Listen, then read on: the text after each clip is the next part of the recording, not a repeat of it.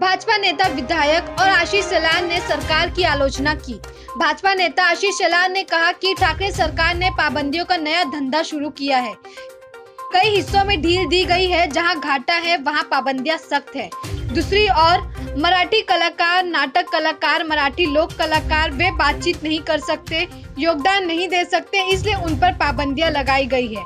कई लोग भूखे मर रहे हैं। उन्होंने कहा कि बंद करो इस सौदेबाजी के धंधे को। अब गणेशोत्सव नवरात्र मंडलों से क्या करेंगे शिवसेना? यह सवाल पूछकर भाजपा नेता विधायक आशीष शेलार ने आज ठाकरे सरकार पर निशाना साधा है। सत्तारूढ़ महाराष्ट्र के एक राज्यसभा सदस्य महाविकास आघाड़ी सरकार की ओर से राज्य में एक थिएटर शुरू करने के लिए बातचीत कर रहे हैं। बातचीत करे फिर प्रतिबंधों में ढील दे। पण बाकीची लोक काय सवतीची आहेत का? बाकीचे मुंबईकर काय सवतीचे आहेत का? त्यांच्या घरात पाणी शिरतंय, त्यासाठी कोण लढा देणार? आणि त्या मुंबईकरांचा लढा म्हणजे भारतीय जनता पार्टीचा मोर्चा आहे। आणि म्हणून आज तर आता निवेदन द्यायला आम्ही चाललो। निवेदनाची सुरुवात आहे।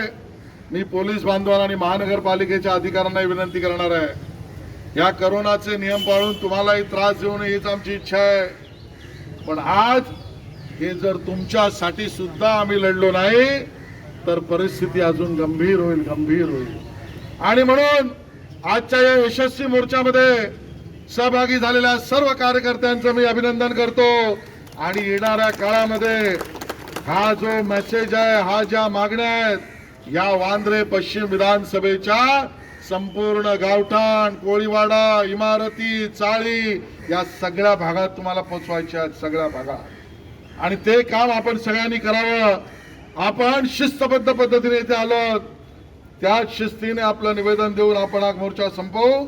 आता नगरसेवक, नगरसेविका, किशोर, वीरेंद्र म्हात्रे, अजित मनियाल आणि महामंत्री हे सगळेजण जे आवश्यक आहे ते निवेदन द्यायला, माजी नगरसेवक हे जातील। बाकीच्यांनी शांतपणे इथंच थांबायचं आहे।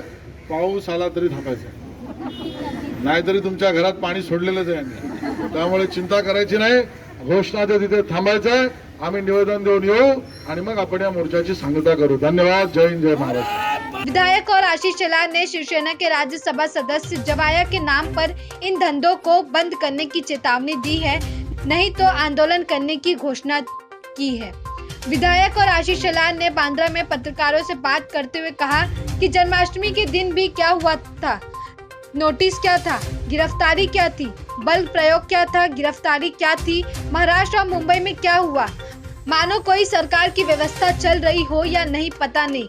इसलिए हम माननीय मुख्यमंत्री को याद दिलाते हैं कि जब हम सदन में सचिन वाजे का मुद्दा उठाया तो करोड़ों की वसूली के बाद जब हमने सवाल पेश किया था तो आपने कहा होगा कि क्या सचिन वाजे लादेन है?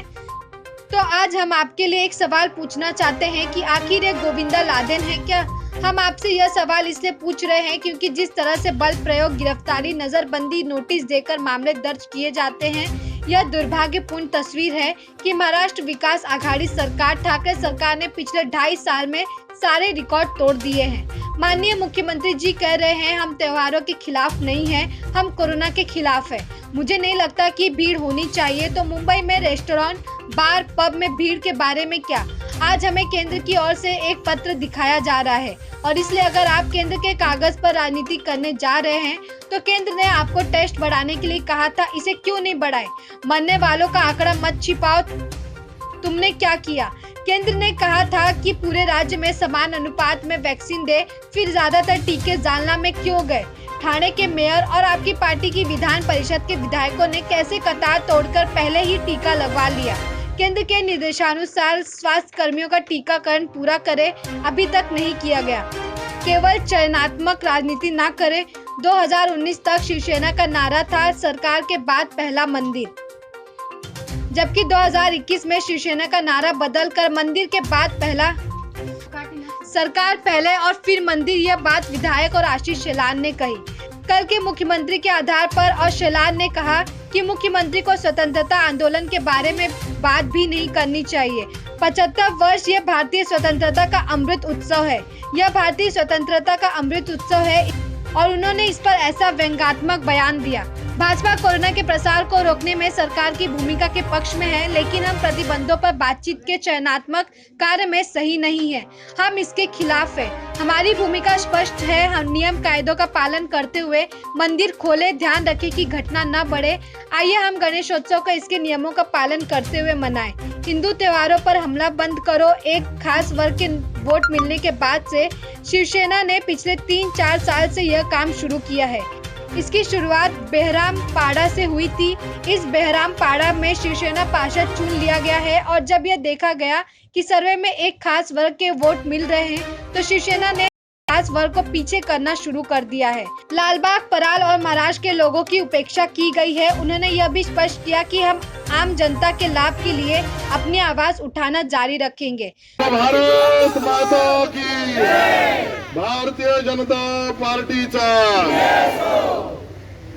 आज या ठिकाणी भारतीय जनता पार्टी मुंबईच्या वतीने मुंबईतील सर्व प्रशासकीय महानगरपालिका कार्यालयावर मोर्चाचं आयोजन हे आज केलेलं आहे। हे आयोजन या आंदोलनाची सुरुवात आहे। हे आंदोलन एक टप्पा आहे। हे आंदोलन अंतिम स्वरूप नाही। या इमारतीमध्ये बसलेल्या मुंबई महानगरपालिकेच्या अधिकाऱ्यांना आम्ही सांगू इच्छितो, आजचा तर फक्त ट्रेलर आहे, ऍक्च्युअल पिक्चर अभी बाकी है।